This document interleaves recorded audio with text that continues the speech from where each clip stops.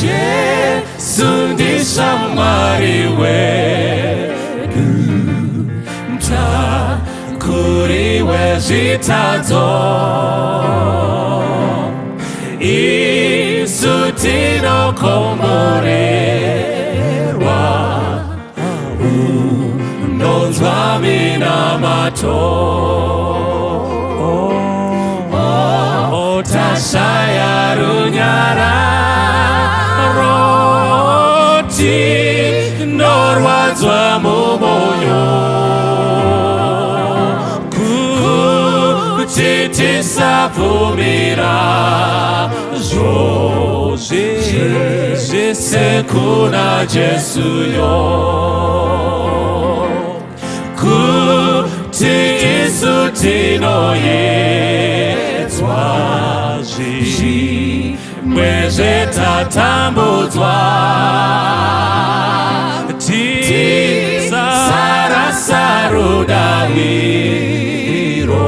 namata kuna Jesu. Ndiye shamwari wedi, kokutakura dambudzo, unonzwa kutadza kwedu, vumira kuna Jesu, kuti tashaya masimba, taneta nemitoro, muponesi mubatsiri, vumira kuna Jesu.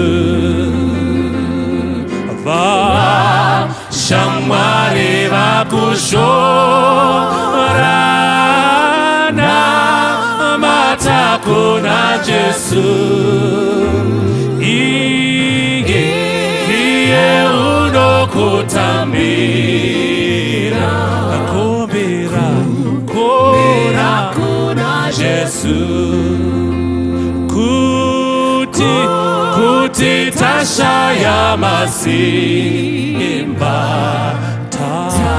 netane mitoro,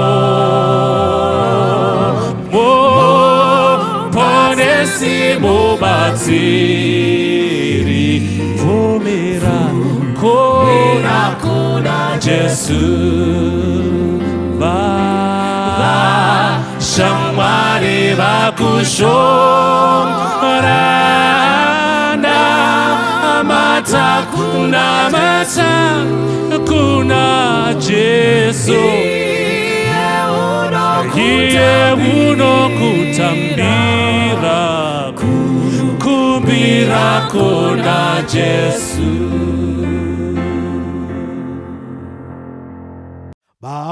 Babangisi leta kuwe ungumsizi wena, bangisi sitanga kuwe inga yanga pina, namhlanje ngiyakholwa uJesu ngifele, wachitha igazi lakhe ukungikhulula, ngiyakholwa ndodaneni engipha amandlayo, konke ukweswela kwami ugcwaliswa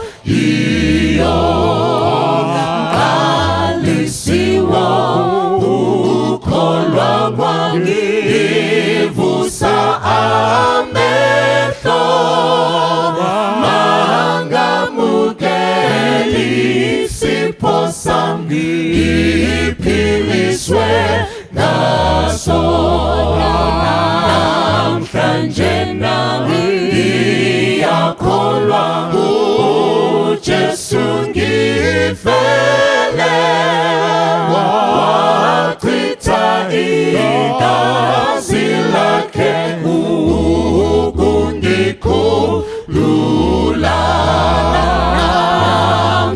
nami yakholwa uJesu ngifele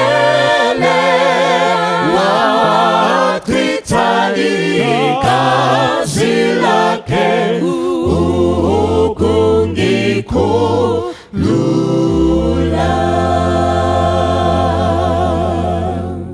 Baba vedu maita, toda kutenda nemukana wekuparidzwa kweshoko. Never allow humanity to speak of divinity in your absence. Zvimwe munhu angakumurayi. Regererai kudarika kwedu kunamata kugashiriki. Kusimudzwa kwamaboko sechipiriso chamadekwana. Dzikaivo Mwari mukusiyana kwemazera. Tsanangurai mukunzwisisa kwedu. May you meet us at our point of need. Standing before the church is a sinner, desperately wicked. I'm not worthy to stand upon this holy pulpit speaking to a holy church. Nekuda kwaizvozvo Mwari, ndivigeivo seri kwechanza. For you by no means share your glory with any graven images. Take it all to you, for it belongs to you. Zvaitwa zvapera Mwari, sungaivo saga rokutenda. Tigashidzei pamaoko pamusimukuro wamuchauya. Mavhomora tariro yamakarovera seri kwemakore nehoko yenyu. Piri nerikudzo ngasipiwe kwamuri. Ndi Jesu, nyenyei neropa rakabvinza paKalvari. Tichiti amen. Ndoda kutenda Mwari panguva dzino. Handina pfungwa dzakawanda, ndine pfungwa 1. Ndoda kuti tidzidze pamaminutes mashoma atinawo. Pfungwa ndoda kuti tidzidzei inongoti usakanganwa zvawakaitirwa naMwari. Usakanganwa zvawakaitirwa naMwari. Muri vere chechi yaMwari. I personally believe we are living in the last days. Kumira kwandakaita pamberi penyu, I am confident that we are closer than we first believe. Amusi kuzoona were chechi yaMwari kuti tava kurarama pamazuva ekupedzisira. Alright, stanza number 5 inonyorwa nomuimbi wekwedu. Imi munoiti hymn, indoiti stanza. Anonyora achiti akure seiko kumusha, kunofadza kutondera. Now inzwai, ukaona munhu akubvunza ukure hwekumusha, anonokerwa nekumusha, zvinhu hazvina kumira zvakanaka. Saka ukadzidza munyori hymn number 5, paakanyora hymn iyi, he longed for heaven. Ndosaka ukaona achiverenga, anoti ndabvunza mukani ane rwiyo rwekushinga, ndikabvunza nemurindi. Asi stanza number 3, anoti ndabvunza zvese pasi pezuva. Zvapindura Jesu ari kuuya. Saka bvumiranai neni pfungwa yekuti zvinhu zvese needs to confirm the coming of Christ. Saka muchinda akaenda kumabhrera akati taimbourayiwa at 6 weeks, izvezvi taakufa at 4. We are closer than we first believe. Even animals long for the coming of Christ. Ndokuenda kumombe kumusha, zvikanzi twabopwa natworufu, twabviswa natworufu. Hatina nguva yekufura, chataakushuwa kudzoka kwa Jesu. Zvinhu zvese needs to confirm. Ndobva auya kumasaluni akati zvakurukwamo vakomana, kana ngirozi dzasatana hadzizvizivi. We are closer than we first believe. Akapinda mabhabha, zvikanzi nemagwenhure, chotinetsa kana varume vogerwa sesu. Hatichazivi shiri ndiani, ndivo here kana ndisu. We are closer than we first believe. Akaenda kudressing, zvikanzi men ought not to fear the pulpit of the Lord. They come upon holy ground wearing their outfits so short, wearing their private parts so displayed. We are closer than we first believe. Akaenda kuvafundisi, akaenda kumaeditor, zvikanzi they have no fear to call sin by its rightful name. We are closer than we first believe. Akaenda kumagroup, zvikanzi vakuimba zvokuti madhimoni akasvika anoimba masolo. We are closer than we first believe. Zvinhu zvose zvapindura kudzoka kwaJesu. We are closer than we first believe. Tererai vanambuya, tava pedo nokumusha. Chapter 10, chapter 11, verse 13, 11 dzavaroma dzoti vakomana yava nguva yekumuka pahope.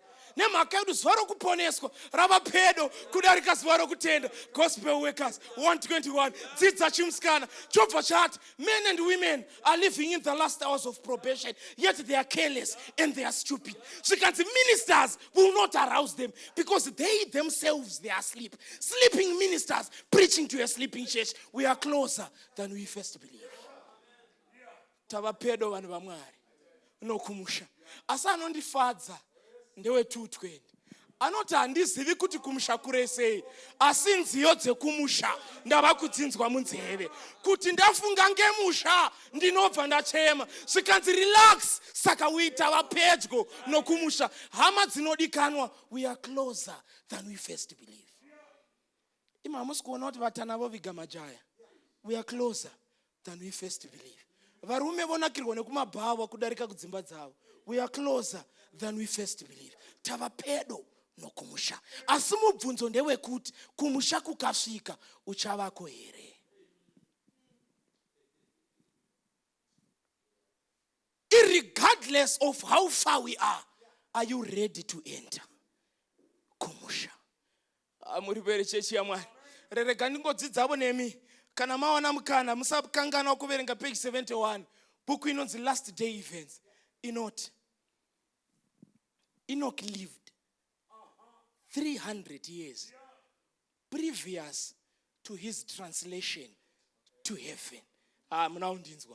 Enoch lived 300 years previous to his translation to heaven, and he walked with God 300 years.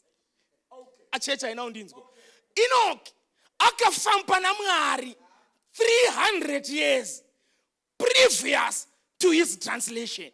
Pandinoda panonzi, but he lived in an environment which was more difficult for perfection of character more than today.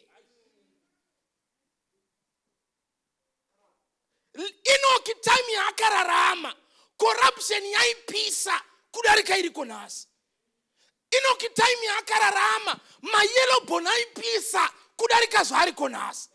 Enoch time yakararama, bondi kana dai rari riko rari sina musoro kudarika zvariri nasi. Richiri kutokompewa 50 cents 2000 bond ritori ne value patime yake rari sina. But hanzi akafamba naMwari 300 years. Muri pere chechi ya Mwari. Isu tararama nasi zviri nani kudarika Enoch, but we are failing to walk with God just but one day. Unoziva munhu achatikwadzisa ndiani? Ndi Enoch. Kana paine munhu achatipinza busy ndi Enoch. Amira kanongotaura chinyaya ichi. Inzwazve. Ini ndakakurira kwachenda mbuya. Ndichibvako ndakandogara kuruwa. Now kuruwa time yandakagarako kudhara kwangu kudhara komumwe.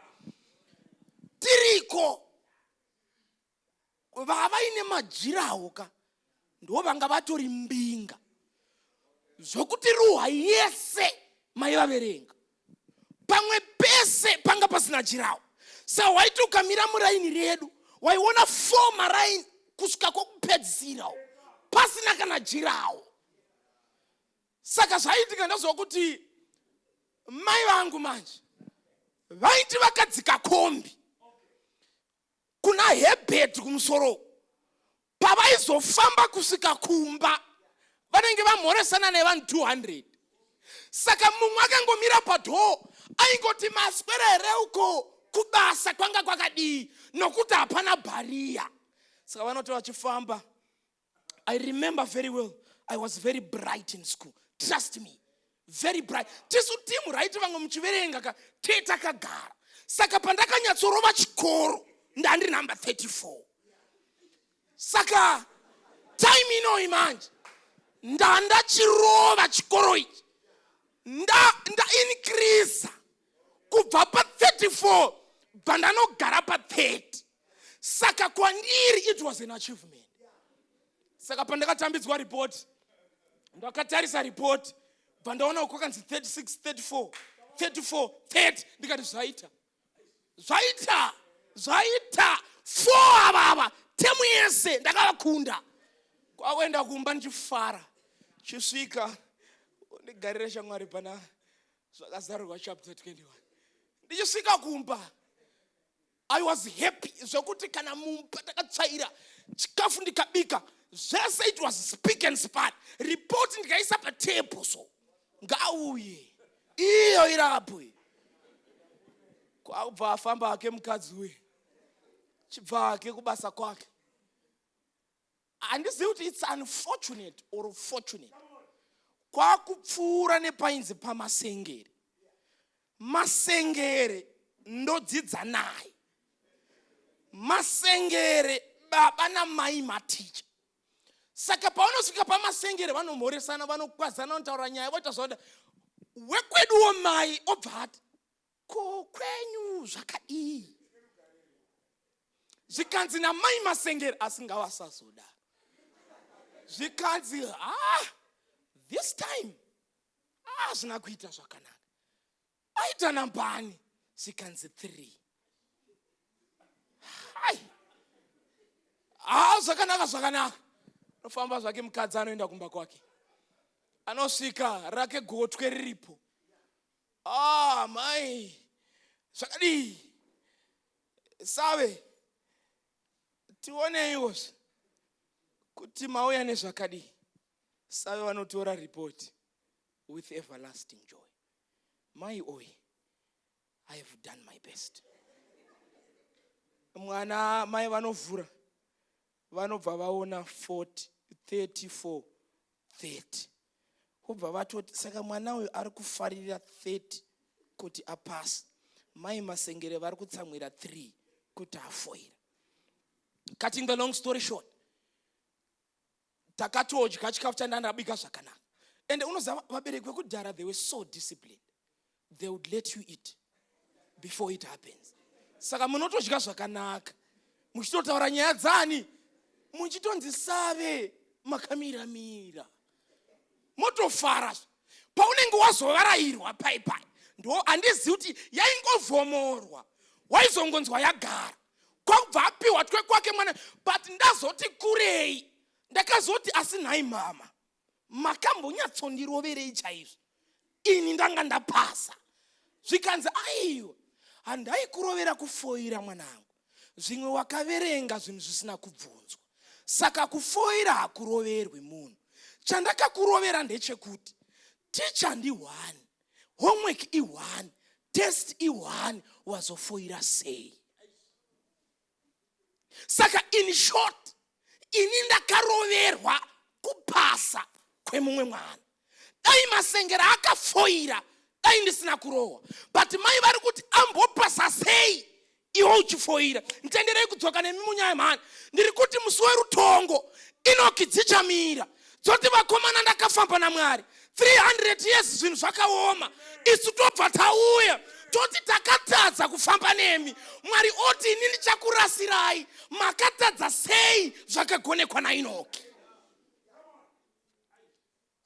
Terama dzinodikanwa, it is dangerous to fail where the forefathers have passed. It is dangerous. Inokachati kuadzisa sokuti wakomana ndakafamba naye. Imuri kutaura time yenyu. Zvangu zvanga zvakaoma. Kunyangwe zvakadaro ngatishinge pana Mwari. We will walk with God one day. Muri pere chechi ya Mwari. Nemhaka yei kudenga kunoda kuenda. Asi chimbonzwa zvokuti kudenga uko kwakaita sei. 21 kasika shamwari ndina mari. 21.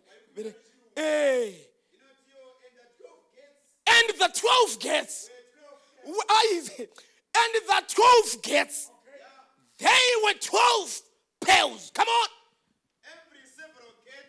Every several gate had a pearl. And the streets of the city was pure gold. As it were transparent. Saka chiverenga nechinzwa.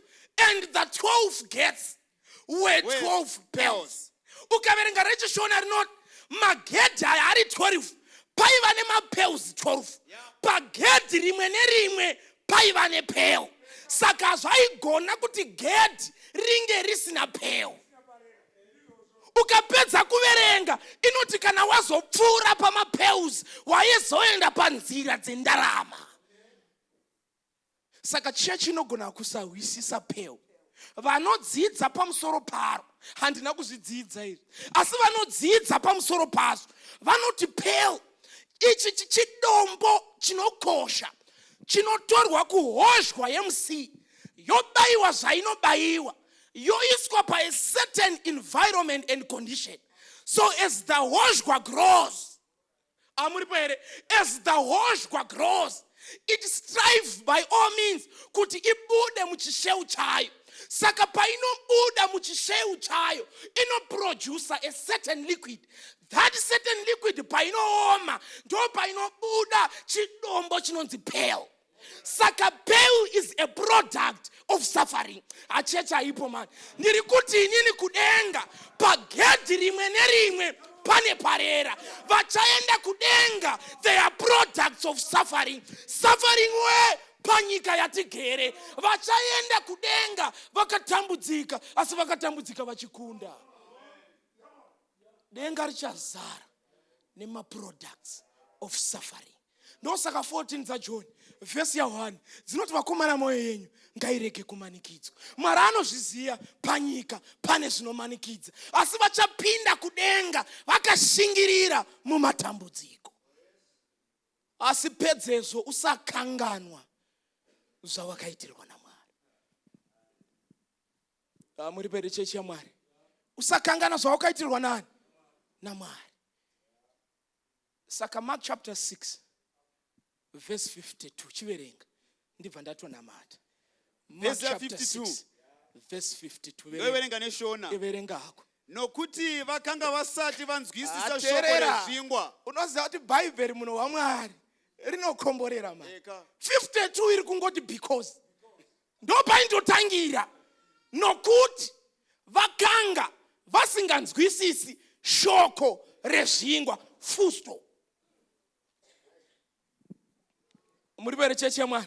Saka ukazoverenga history manje inoti Jesu pai ndo panga afeeda the 5,000 mapaziya avagarisa pasi zvikanzi it was at this time that Jesus performed a miracle that benefited everyone, and vanhu vaivapo vakarangaridzwa kufamba kwavana vaIsraeri mugwenga. Padzimwe nguva Mwari aita akasangana nemunhu aimurapa ari 1, mumwe aimuporesa, mumwe aimumutsa, but time ishi Jesu akaperforma miracle yakabenefitwa nemunhu wese. Saka pakaitwa izvozvo naJesu, vadzidzi vake pavakazviona zvichiitika zvinonzi vakabva vatanga kuti vakomana, this is the best chance to crown Jesus as our master. Saka Jesu paiperforma zvingwa, Peter anga akatogara kuseri nerimwe timu achiti saka prime minister ndiani, VP ndiani, secretary ndiani, achanga ari treasurer ndiani, vari kutoronga kahierarchy kekukrauna Jesu after the miracle. Saka Jesu apedza manje anobva aona pfungwa dzevapfana avo kuti pfungwa idzi hadzisi right. Jesu anobva ati imimi chitungamirai vakomana, ini ndichateera. Zvandoda kuti ndimboita izvezvi ndoda kudismissa vanhu. Muri pere chechi yaMwari. Zvinonzi Jesu paakati I want to dismiss the people, the disciples were disappointed. Nemhaka yei vaiti we wanted to crown him before the people. Saka Jesu anobva vasiya vobva vaenda Jesu anodismissa vanhu. But ukaverenga 3:70 book inonzi Patriarchs and Prophets inoti and Jesus went into the mountain to pray, but not to pray for himself but to pray for the people. Just one lesson, sometime have time to pray for someone. Dzimwe nguva chimbopfugama usazvinamatira, namatira mumwe munhu. Jesus had time to pray for someone. Saka Jesu apedza zvinonzi vadzidzi pavakanzi krosai vakamboita kahope kekuti azvimwe ari kutamba achadzoka, ndobva varamba vari pamabanks, vari pamabanks. Jesu akabva adelaya. Ukaverenga Mark anoti and Jesus prayed for hours ari mukati mechinyi megomba. Vapfana ava manje vava disappointed but hazvisi right. But anyway, handei pavakapinda mubhoti vachienda, zvinonzi fungu rakasimuka. Fungu rasimuka Zvinonzi because most of them were experts in being fishermen. Vakatanga kurasa nekutraya kustabilize boat kuti vasanyore. Achachi muripo here. Saka in the process manje ukadzidza chimunyori chekwedu zvinonzi pakapedza kufidwa 5,000 12 mabaskets ayaya they were taken into the boat. Muripere cheche Mwari. When they were taken into the boat pavairasa mabhegi hapana one akarasa basket rechikafu. Pavaizama kustabilize boat so hapana one kana Peter akabata basket rechikafu. Basket akaramba ari 12 kunyangwe mvura yaipinda mboat. Amuripere cheche Mwari. But unoziva kuti nemhaka yei Mwari akaregera mabaskets arimo ndozviri pa 52. Zvinonzi dai vakarangarira mabaskets nemiracle yemabaskets they would remember that there is a God in heaven. So the baskets were a testimony to them that there is a God who can work miracles. But they failed to notify and to see the baskets. Ndosaka vakashaiwa tariro pana Jesu. Kusika Jesu ati zvinganyura. Rega nditeere ndichimhanya pamusoro pegungwa. Rega ndivharire ndichida teererai hama dzinodikanwa. Sometimes God is delaying in answering certain prayers. But take hold and get hold of the ones that he have already answered. Pane vamwe vanhu izvezvi muri kunamatira mabasa. But musati manamatira mabasa makanamatira muchato mukaiwana. Bhaibheri riri kuti chimborangarira kuti Mwari akambonipa muchato basa anogona kundipa. Get hold of the things that God has done for you in waiting of the things he ought to do for you. Chanetsa nhasi tiri vanhu vasingarangarire zvakaitwa naMwari. Ndosaka ukaona Mwari achiteera naIsraeri aiti rangarirai pagungwa dzvuku, rangarirai paGomoriye, rangarirai kuIjipita. Get hold of the testimonies, it will sail you through amidst the tempest. Somebody would pass a form 6 guy. Asuru kanga not form 4 wakapasa. Get hold of the testimony of form 4. God will sail you through the testimony of form 6. Tereva na mama. Makambo, if you are battling with your health, kasi Mwari akambo kurangarira irimwe gore. Pamaichaga zvimwe zvinhu Mwari akakupai. Remember that and got hold of that. Rangarira zvawakaitirwa na Mwari. Saka wakazoverenga Timothy anozoti namazuva ekupedzisira vanhu vachange vasingavongi. It is time to appreciate what the Lord has done for us. Indiri kungofunga hangu kuti inika besides kukumbira project iyi nekukumbira mukomana nekukumbira muchato chimbotendawo zvawakaitirwa naMwari. It will sail you through the waiting period. Chimbozvirangarirai mama. Izvezvi muri kukumbira zvamuda kukumbira asi Mwari akuchengetedzai kubva kumba masvika muri vapenyu. Make use of that testimony. The Lord will give you what you are asking. Vana baba, ndiri kuti muri kuzama nepese pamunogona kuti mhuri dzenyu dzidye. Chimborangarirai kuti nezuro dzakadya. The Lord will make sure he give you when time comes. Sandrofunga kuti tikatoenda tikanonamata tichirangarira zvatakaitirwa naMwari tokumbira simba rokumirira dakara Mwari atipa. In fact, chapter 3 Selemani, sometimes God does not need to answer the prayers there and there. Sometimes we need to ask the satisfaction of waiting. Unoziva Shadrach na Meshach havana kukumbira kudzimwa kwemoto. Vakangokumbira tokumbira kufara kunyange tiri mukati memoto. Sometimes don't ask for a quick response. Ask for a satisfaction and confidence to sail you through until God answers. Since I spoke out the justice tomumakira chinhu wani kuti wabuda ne4 kubiology nekuti waida 5 utombori ne4 kwasiri chimbotenda Mwari.